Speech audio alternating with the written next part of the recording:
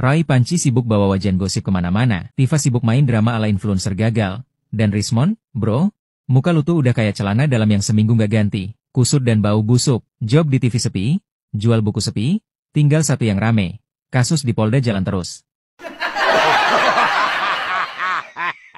Itu bukan S1, itu kursus setara matrikulasi masuk ke perguruan tinggi dan dia tidak lulus.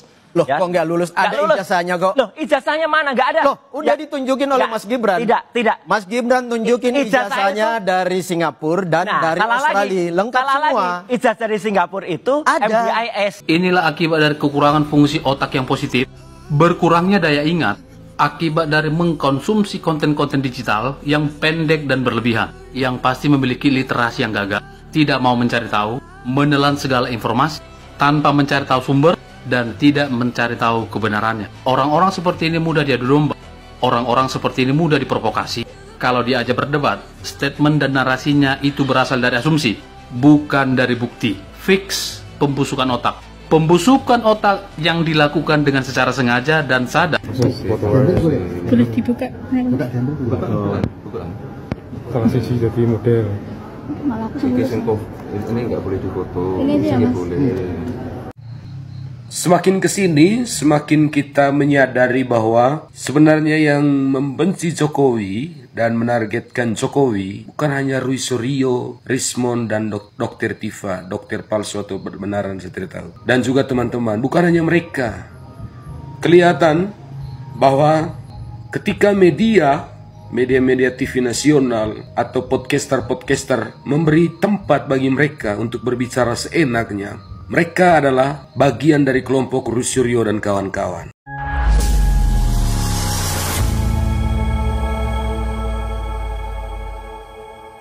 Assalamualaikum warahmatullahi wabarakatuh, saudara-saudaraku sebangsa dan setanah air.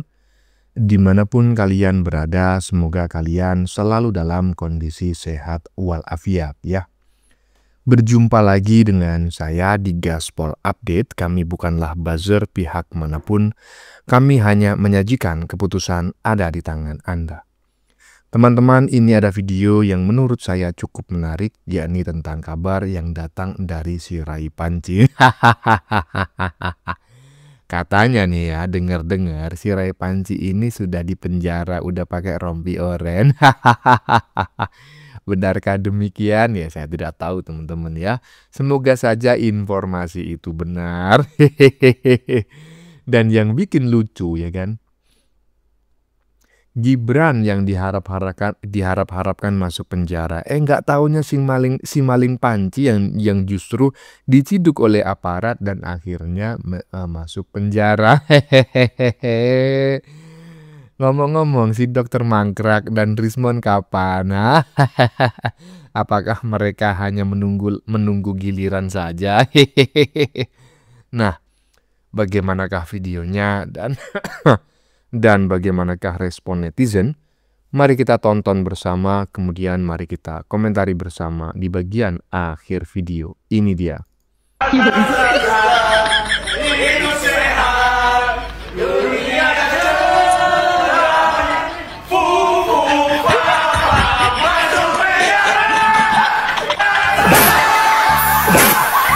Hehehehe. Fufu Fafa masuk penjara. Nggak taunya malah si Rai Panci. Itu ada angkanya di bagian bawah itu teman-teman ya. Agustus 2025. Tapi ini sudah bulan Desember gitu. Sudah bulan September. Jadi sepertinya ini adalah video lama. Aduh, kecewa sekali saya. Kuciwa. Saya pikir ini video baru gitu kan. Kita sebagai rakyat Indonesia ya menunggu-nunggu kapan sih si Rai Panci, si krisis moneter, Dokter Mangkrak ini diberi rompi oren ya kan, kemudian meringkuk di balik jeruji besi untuk mempertanggungjawabkan perbuatannya selama ini. Aduh, kita tunggu aja ya. Lanjut.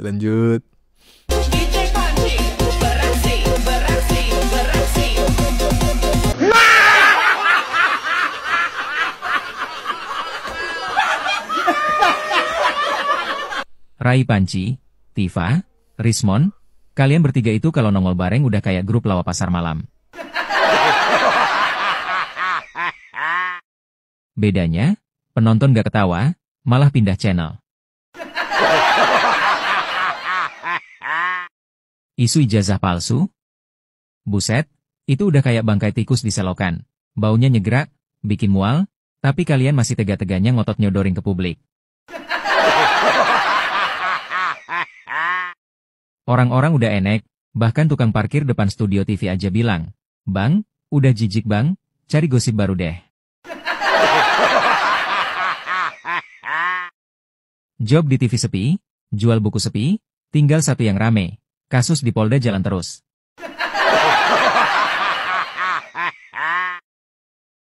Rai Panci sibuk bawa wajan gosip kemana-mana, Tifa sibuk main drama ala influencer gagal, dan Rismon? Bro, muka lu tuh udah kayak celana dalam yang seminggu gak ganti. Kusut dan bau busuk. Jadi simpelnya gini. Dulu kalian disebut pengamat, sekarang lebih cocok disebut pengangguran sok intelektual. Karir udah redup, nama makin busuk, dan ujung-ujungnya tinggal nunggu dijemput mobil tahanan. Hehehehe. Nama makin busuk dan ujung-ujungnya tinggal menunggu dijemput mobil tahanan. Hehehehe. Ya, kita berprasangka baik aja teman-teman ya. Mungkin saat ini rompi oren mereka bertiga masih dijahit gitu ya. Mungkin garapannya banyak jadi belum dijahit. Mangkrak ya kan. Aduh, Panci.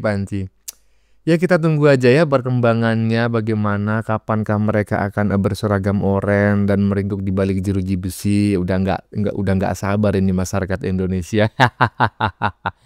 Lanjut. Gibran ini lulus SMA dari Singapura ya, dari Orchard Park Secondary ya. Ada suratnya nggak? Ada. Mas Mana? Gibran sudah tunjukkan ketika pendaftaran dan itu sudah dijawab dengan dulu Mas. Tidak ada. Itu sudah dijawab oleh anggota KPU, saya catat namanya waktu itu 2002 itu oleh Idam Holik. Bohong. Bahwa sudah diverifikasi masuk. Makanya diketukkan palu persyaratan itu. Kemudian jadi gini, coba baca baik-baik pasal 169 Undang-Undang 2017 itu syarat minimal. Sementara Gibran itu memasukkan lulusan sarjana dari UTS di Sydney, Australia. Itu SMK. Dengar dulu, itu sarjana ya. Jadi begini, memahami hukum itu ketika syarat minimal terlampaui, maka yang berlaku itu adalah syarat maksimal. Artinya gini, syarat minimalnya di aturan itu minimal SMA. Ya. Masuk itu ijazah SMA dan ijazah sarjana. Nanti saya terangkan kalau boleh pegang. Poinnya Anda mau bilang bahwa itu udah nggak perlu lagi dipermasalahkan soal ijazah itu. Dari sisi itu administrasi dan aturan undang-undang semua sudah dilewati secara baik dan terverifikasi secara ini salah besar. Oke, Bung Roy. Salah besar. Ada surat keterangan, ini ada buktinya. Nomor 9149 DDIKS 2019 yang menerbitkan surat penyetaraan yang disebut UTS tadi, yang katanya di S1, itu bukan S1. Itu kursus setara matrikulasi masuk ke perguruan tinggi dan dia tidak lulus. Loh, kok nggak lulus? Ada ijazahnya kok. Loh, ijazahnya mana? Nggak ada. Loh, udah ditunjukin oleh Mas Gibran. Tidak. Mas Gibran tunjukin ijazahnya dari Singapura dan dari Australia. Lengkap semua. Ijazah dari Singapura itu MDIS. Itu ijazahnya harusnya MDIS, dua logo MDIS dan Bradford. Ijazahnya tuh Bradford. Jadi dia salah beli ijazahnya. Loh, pokoknya gini ya, salah. Oke, nggak apa-apa. Ini kita tunggu saja nanti pada saat sidang. Dan pada saat sidang perdata, kalau pengadilannya benar dan jujur sekali lagi, dia tidak akan meng-NO-kan. Siapa tahu dia kalau nggak berani dia NO. Tapi yang jelas apa? Biar publik tahu, Mas. Biar masyarakat juga tahu bahwa ini bodong semua. Nah, ini surat keterangannya tuh juga aneh. Boleh saya jawab? Gitu. Nah, Bung David, ini kan persoalannya lagi kalau menyangkut pautkan dengan pernyataan dari Pak Jokowi juga. Ini masalah yang sebetulnya nggak perlu diperpanjang lagi, tapi kayaknya ada sesuatu di balik ini yang sampai akhirnya didorong terus. Nah, makanya kan Pak Jokowi itu sebagai mantan presiden dan negarawan mengatakan biarlah proses hukum yang kita ikuti. Nah, saya mau bilang gini, laporan ijazah Gibran ini sudah dilaporkan di PT Tun oleh Pak Suban yang kembali melaporkan di di Perdata ini kan. Di laporan di Tun itu ditolak. dismisal. Ngerti nggak Mas Roy dismisal? Dismisal itu karena pertama nggak memenuhi persyaratan. Iyalah. Jadi syarat-syaratnya itu nggak terpenuhi. Tunggu nanti. Yang kedua, nggak ada bukti, nggak ada data, nggak ada dokumen. Makanya ditolak oleh PT Sekarang Tun. kita support datanya. Tunggu. Yang kedua, dismisal itu karena sudah daluarsa juga, waktunya sudah lewat. Nah, makanya itu. Pertanyaan Tun, kenapa Anda nggak mempersoalkan ketika itu diproses di KPU Pusat saat mau mencapres cawapres ketika itu? KPU makanya semua syarat dokumen nggak dipenuhi, syarat waktu sudah lewat, ditolak. Menjadi dismisal oleh Tun. Sekarang cari-cari jalur gimana caranya membuat keributan lagi di publik, masuk lagi ke perdata. Sehingga kalau udah disinggung-singgung kayak begini, Mas Gibran harus tunjukkan ijazahnya juga. Oh iya. Mas Gibran udah berkali-kali ngomong di media loh. Bahkan dikutip oleh Kompas.com. Mana di podcastnya Najwa Shihab mengatakan, Mas Gibran bilang, ya udah, kalau mau ditunjukkan silakan. Datangin saya. Tunjukkan. Ya, dan siap Mas ditunjukkan itu ya? Dan kita siap, periksa. Mas Gibran udah jawab, ijazah itu siap bikinan menunjukkan. mana. Bahkan ketika ada diskusi waktu itu mempertanyakan ketika masih cawapres. Nanti kita periksa. Ada yang nanya, ya silakan kalau mau saya tunjukin. Oh, iya. Ya ada yang berani datang minta kan? Enggak, kita periksa. Ada kesiapan di situ. Oh sangat. Ayo tunjukkan. Dan ya ketika ditunjukkan tuh dengan hanya para wartawan, dan itu memang ini sedikit lebih maju daripada ayahnya ya. Kalau ayahnya kan dipotret wartawan aja nggak berani. Kalau ini oke lah berani dipotret. Tapi begitu dipotret, kita tahu lah ijazah itu banyak. Kalau kita googling tuh banyak nemu di fakedocument.com, ketemulah ratusan ijazah kayak. Aduh, saya teman-teman ya, gimana ya orang macam kayak gini ini dalam ilmu psikologi udah nggak bisa diapa-apain gitu loh. Maksudnya nggak bisa disadarkan. Saya mau ngomong nanti dianggapnya itu itu ancaman atau bagaimana gitu kan, atau provokasi. Orang macam kayak gini udah gitu loh. Aduh, gimana gitu loh. Kagak ngerti malah saya yang sakit hati ya kan. Saya nggak ikut berdebat, nggak ikut dituduh, tapi saya yang sakit hati ngelihat orangnya kayak gitu. Lanjut. Mau dong, betul. Punya wakil presiden yang bobotnya sangat ringan, nah kan gitu. Kita kan mau yang heavyweight dong, mau kelas berat dong. Masa sini profesor, sini PhD, sini S2-nya 2 dan segala macam, yang ini nggak jelas latar belakang pendidikannya. Makanya saya ulik gitu. Dan memang dari awal sebelum Gibran ini naik ya menjadi salah satu cawapres di 2024 itu saya udah tertarik sekali sama riwayat pendidikannya dia. Emang agak unik gitu loh. Agak unik, agak kan harusnya dipermasalahkan dari awal waktu pendaftaran. Upaya black camping mas? Upaya black camping? Enggak usah foto karo pesake foto Boleh dibuka. buka. Salah sisi jadi model. Malah aku sama Ini nggak boleh difoto. Ini boleh. Ini ada di website KPU. Udah ditunjukkan oleh Gibran ya kan. Bahkan ini ya Gibran menunjukkan ijazahnya ini bukan sekarang loh teman-teman ya. Ini ditunjukkan Gibran itu pada masa pencapresan ya, sebelum pilpres ya. Jadi ketika Gibran ini sudah digandeng oleh Prabowo menjadi calon wakil presiden Republik Indonesia periode 2024 sampai 2029. Sudah ditunjukkan ini di Balai Kota Surakarta ya ketika itu ya. Ketika itu kami sudah aktif menjadi seorang content creator reaction politik. Sampai sekarang masih aja dipersoalkannya, mempersoalkan orang-orang itu aja. Aduh, lanjut. Selesai udah ijazah Jokowi 99,9% palsu. Oke. Udah ada bukunya kok. Ya, ngomongin itu nanti. Belum beres di publik nih masalah di polemik itu, ditambah lagi masalah ijazah sekolahnya Wapres Gibran. Ada persoalan. Temuannya apa? Gini, kalau ijazah sekolah itu memang menarik karena kan sudah ada gugatan perdata diajukan oleh Pak Subhan SHMH ke Pengadilan Negeri Jakarta Pusat. Nah, di situ memang menarik karena kan sesuai dengan Undang-Undang Pemilu nomor 7 tahun 2017 dan sesuai dengan peraturan KPU minimal kan SMA. Nah sekarang kita lihat ijazah SMA-nya Gibran tuh mana. Itu aja udah. Saya mau ke Mas Gibran. Mas, aku ada foto 13 tahun yang lalu tuh Mas Gibran ada foto ini Mas. Wisuda kan Mas, lulus atau apa? Nah, baru lulus. Ini baru lulus? Iya baru lulus. Ini di Sydney apa di Singapura Mas? Ini di Singapura. Oh ya, tahan dulu Mbak. Ini fotonya lagi dipermasalahkan dua tokoh ini. Masalah fotonya katanya editan sama ijazahnya palsu. Gak apa-apa, besok teman-teman media seperti biasa jam 7 pagi di Balai Kota. Ntar saya bawain ijazah saya ya. Dicek aja asli atau palsu. Ya. Kalau nggak percaya, saya pesen tiket ke Singapura, datangin ke sekolah. Kalau perlu langsung ke Singapura gitu ya Mas Gibran? Permasalahkan soalnya. Nah, ya dikasih ongkos sama Gibran kalau mau ingin ngecek ya ke kampusnya, baik yang di Singapura maupun yang ada di Sydney. Hah? Kalau nggak percaya tuh sama ijazah Gibran, mau dikasih tiket ke Singapura untuk ngecek keasliannya. Orang macam kayak gini masih dipercaya aja. Menurut saya penjara bukanlah tempat yang paling tepat untuk si Rai Panci. Kurang menurut saya, karena ini udah berlebihan teman-teman ya. Udah kagak ngerti lagi apa sih motifnya gitu loh. Karena saya yakin motifnya ini bukan persoalan ijazah, tapi ada motif dibalik semua itu. Dan masyarakat Indonesia seharusnya ya, bukan masyarakat ya, aparat ya, pemerintah seharusnya tegas lah gitu loh. Lanjut. Jokowi, Gibran, adili Jokowi, makjulkan Gibran, komenan seperti ini sudah sering kita lihat. Dan orang-orangnya itu dan itu saja. Inilah akibat dari kekurangan fungsi otak yang positif, berkurangnya daya ingat, akibat dari mengkonsumsi konten-konten digital yang pendek dan berlebihan, yang pasti memiliki literasi yang gagal, tidak mau mencari tahu, menelan segala informasi, tanpa mencari tahu sumber, dan tidak mencari tahu kebenarannya.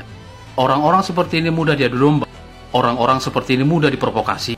Kalau diajak berdebat, statement dan narasinya itu berasal dari asumsi, bukan dari bukti. Fix pembusukan otak. Pembusukan otak yang dilakukan dengan secara sengaja dan sadar. Salam, akal waras. Saya sepakat lah dengan pendapat netizen barusan terkait ya orang-orang itu aja, salah satunya si Rai Panci, si krisis moneter, si dokter mangkrak ya kan. Mereka menurut netizen barusan telah mengalami pembusukan otak permanen yang dilakukan secara sengaja oleh dirinya sendiri. Makanya ya macam orang yang udah kagak penuh aja gitu loh, macam kurang 1 sendok aja mereka itu yang selama ini menuduh ijazah Jokowi palsu dan juga ijazah Gibran nggak punya ijazah SMA gitu. Lanjut. Semakin kesini, semakin kita menyadari bahwa sebenarnya yang membenci Jokowi dan menargetkan Jokowi bukan hanya Rui Suryo, Rismon, dan Dr. Tifa, dokter palsu atau berbenaran saya tidak tahu. Dan juga teman-teman, bukan hanya mereka. Kelihatan bahwa ketika media TV nasional atau podcaster memberi tempat bagi mereka untuk berbicara seenaknya, mereka adalah bagian dari kelompok Rui Suryo dan kawan-kawan.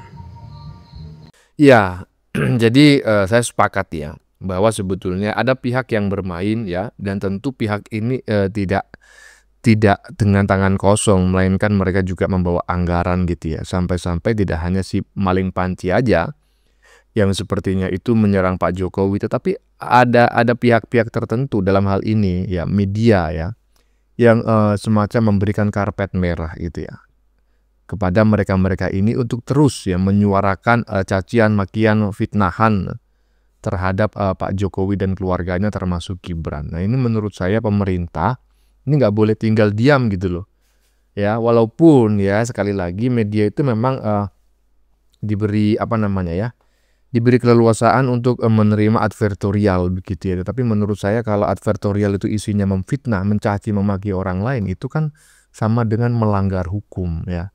Dan kita ya seperti yang disampaikan oleh netizen barusan, kita sepakat bahwa sepertinya si maling Panci ini nggak sendirian, dan saya yakin ada orang besar di baliknya ya. Siapakah orang besar di baliknya?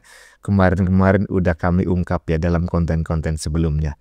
Bagaimana menurut kalian? Keputusan ada di tangan Anda. Silakan tulis di kolom komentar baik Anda yang setuju maupun yang tidak setuju dengan isi konten ini. Sebelumnya saya memohon maaf ya jika dalam penyajian konten ini ada kata-kata yang menyinggung, kurang tepat penggunaannya, atau ada data yang dianggap keliru atau salah. Saya memohon maaf yang sebesar-besarnya. Kita jumpa lagi di lain video. Salam NKRI.